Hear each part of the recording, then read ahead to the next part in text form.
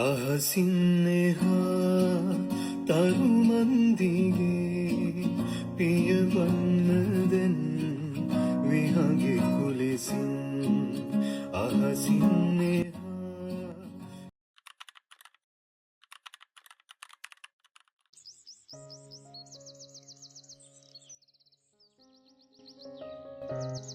මගේ ජීවිතේ තවත් එක ලස්සන දවසකට ඔයාලව හරි ආදරයෙන් පිළිගන්නවා. ඉතින් අද මම අරගෙන ආවේ ටිකක් වෙනස් විදිහේ වීඩියෝ එකක්.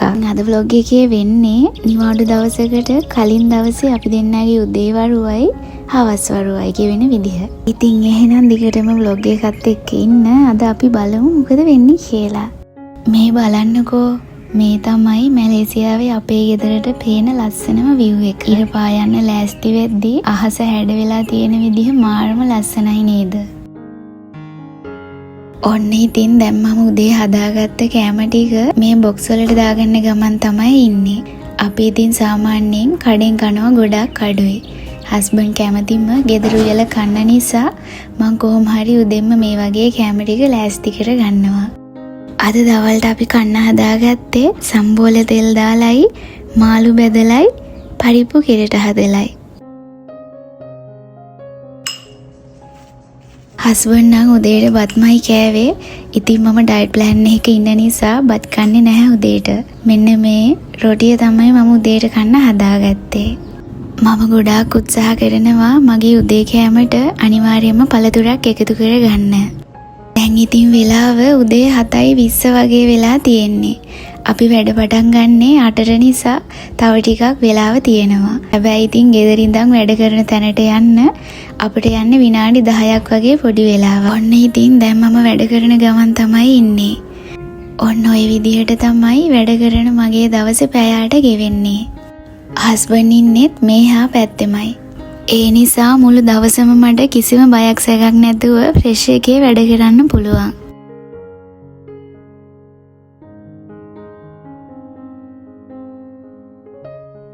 දැන් නම් අපි ඕෆ් වෙලා ගෙදර ඇවිත් ඉන්නේ. මෙහෙට ඉර බහින්න චුට්ටක් රැ වෙනවා. ඉතින් 7යි කාලෙට වගේ තමයි ඉර බැහැලා යන්නේ. දැන් අපි දෙන්න මේ පොඩි බඩු වගයක් ගන්න එළියට යන ගමනෝ ඉන්නේ.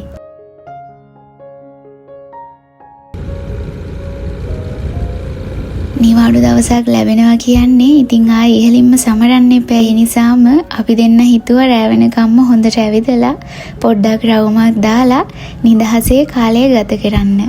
වැඩ කරලා තියෙන මහන්සිය ඔක්කොම නැති වෙලා යන්නත් එක්ක මේ වගේ රවුමක් දාන්න ලැබෙන එක නම් මහරම ෂෝක් වැඩක්. මං කියන තැන්වල බෑ කියන්නේ නැතුව එකයි යන හස්බන්ඩ් කෙනෙක් ඉන්න එක තවත් ෂෝක්. මේ බලන්නකෝ මම හම්බෙන් වගේ ලස්සන පොපිමල් පැලයක් දැක්කා. ඒක දැක්ක ගමන් මට මාරම ආස හිතුණා. ඉතින් මම ඉක්මනටම ඒකත් වීඩියෝ කරගත්තා.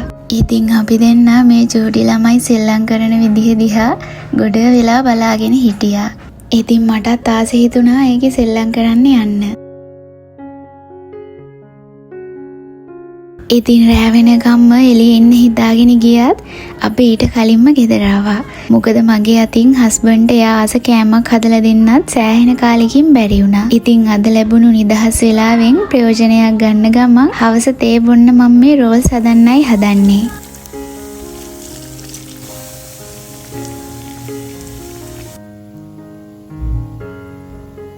රෝල්ස් ටිකත් එක්ක බොන්න මම හස්බන්ඩ්ට හැදුවේ එයා ආස කරන ඉඟුරු දාපු රසම රස තේ එකක්.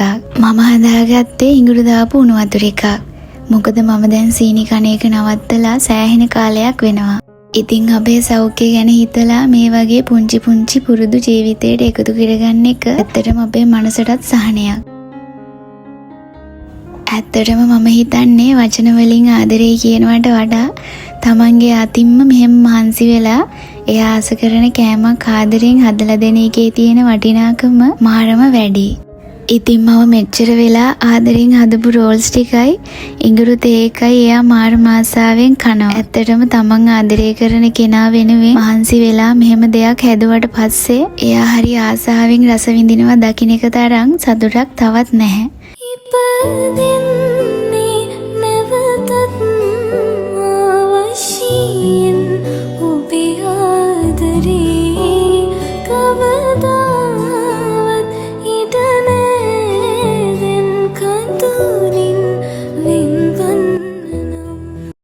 ඇත්තටම බිරිඳක් සහ සැමියෙක් අතර තියෙන ආදරය කියන්නේ නිකම් වචන විතරක් නෙවෙයි. ඒක එකිනෙකා වෙනුවෙන් කරන පුංචි කැපකිරීම, සැලකිලිමත් වීම සහ හැම මොහොතකම ළඟින් ඉන්න එක. දැන් නම් හොඳටම හවස් වෙලා. අහසේ ලස්සනට හඳත් පායලා. දැන් නම් පරිසරයේ තියෙන්නේ මාරම නිහඬ නිස්කලංක බවක්. මේ තියෙන්නේ මම කලින් vlog එකේ ඔයාලට පෙන්නපු පෝපැලේ. ඉතින් ඒක හරි ලස්සනට තියෙනවා. බුදුන් වඳිනකොට මගේ හිත මාරම විදිහට සැහැල්ලු වෙනවා. බුදුන් වැඳලා ඉවර වෙද්දී හිතට දැනෙන්නේ පුදුමාකාර නිදහසක් වගේම ලොකු සැනසීමක්. ඉතින් ගෙදර උයන්න හාල් ඉවරයි කියලා මතක් වුණේ අපට රෑ වෙලා. ඉතින් හෙට උයන්නත් එපැයි. දැන් අපි මේ කඩේ යන ගමන් තමයි ඉන්නේ.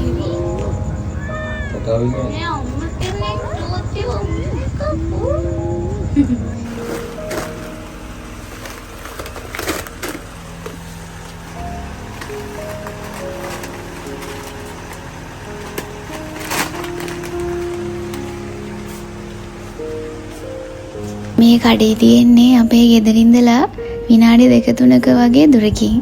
ඉක්මනින් ඉවර වෙන බඩු ගන්න අපි දෙන්න එන්නේ මේ කඩේට.